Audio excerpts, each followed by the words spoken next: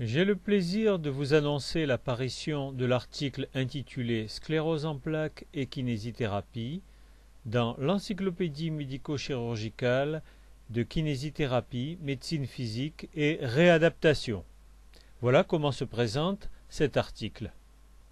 Il est tout à fait possible de consulter le résumé et le plan de cet article en tapant l'adresse suivante sur le site de EM Consult.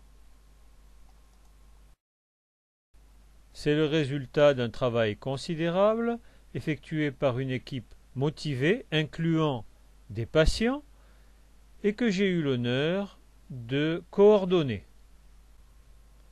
En résumé, la spécificité de la kinésithérapie des scléroses en plaques est liée au syndrome de fatigue invalidant que présentent la plupart des patients. Aussi, une séance trop intensive est rapidement néfaste. La rééducation est donc bridée par cette fatigue et doit être axée sur un nombre limité d'exercices fonctionnels bien choisis, alternant avec des périodes de repos. Pour obtenir une progression, la préparation et les conditions de pratique doivent être adaptées à chaque cas particulier. Ainsi, en cas de spasticité en extension, le renforcement des fléchisseurs peut améliorer la qualité de la marche. Par contre, lorsque le handicap est plus marqué, pour optimiser les transferts lit-fauteuil, il faudra au contraire renforcer les extenseurs. Le rééducateur cherche donc ce qui facilite la motricité de son patient et ce qui inhibe ses performances.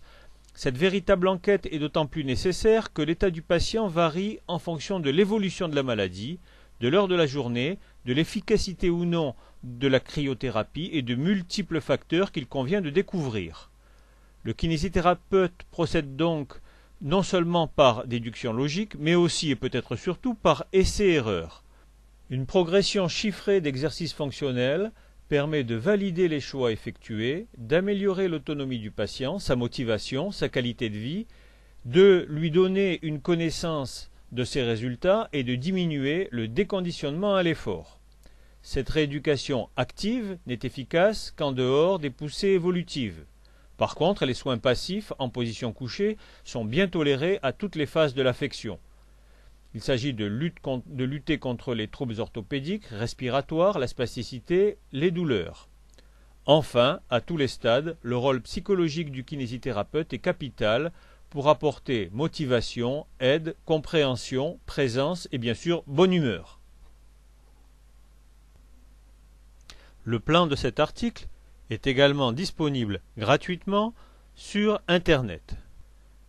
Après l'introduction et quelques rappels rapides de la pathologie, car il y avait déjà un premier article d'autres auteurs qui était très complet et très bien fait, et donc il ne s'agissait pas d'un article sur la pathologie, mais plutôt sur la rééducation. Donc on attaque le chapitre qui concerne directement les rééducateurs. Quels sont les facteurs limitant l'activité du patient? Ça, c'est une question importante pour le kiné. Est-ce qu'il s'agit du syndrome de fatigue invalidant de la sclérose en plaques? Est-ce qu'il s'agit du syndrome plutôt pyramidal et de la spasticité?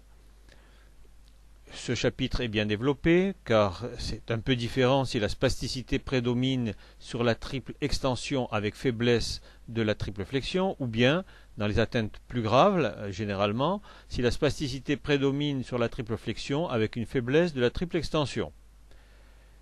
Autre facteur limitant l'activité du patient, les perturbations de la commande motrice. Ou encore, syndrome neurologique sans problèmes orthopédiques, comme un syndrome cérébelleux. Ou bien un syndrome vestibulaire, des vertiges, des nystagmus, ou encore des douleurs, et en particulier des rachialgies. Donc tout ça, c'est le chapitre facteurs limitant l'activité du patient. Puis un autre chapitre sur la prise en charge des atteintes frustes.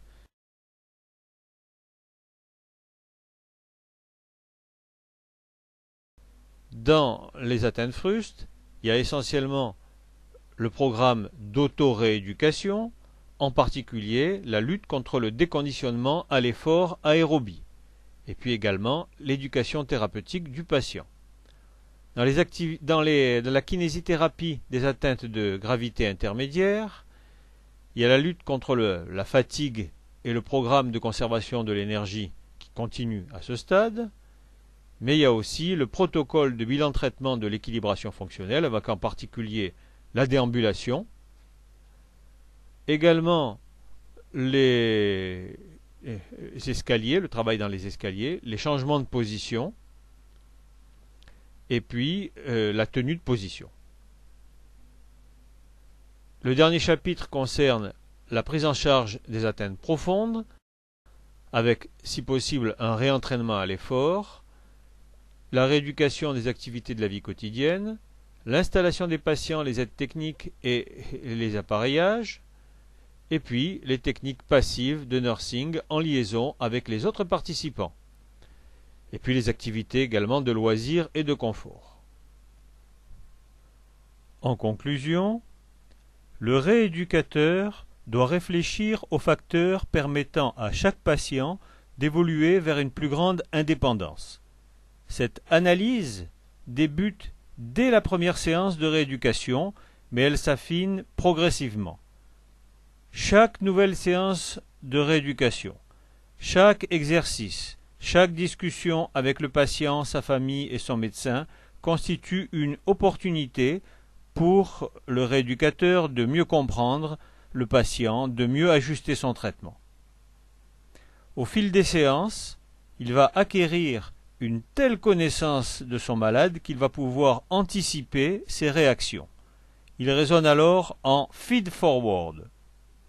Ainsi, l'intervention du kinésithérapeute mobilise toute son expérience professionnelle, non seulement les protocoles et les techniques que vous allez trouver dans cet article, mais aussi la manière de présenter un exercice au patient, de le motiver, de tenir compte de sa psychologie et de l'évolution de sa fatigue au cours de la séance de rééducation, etc. Ces savoirs invisibles constituent l'art de soigner par la rééducation.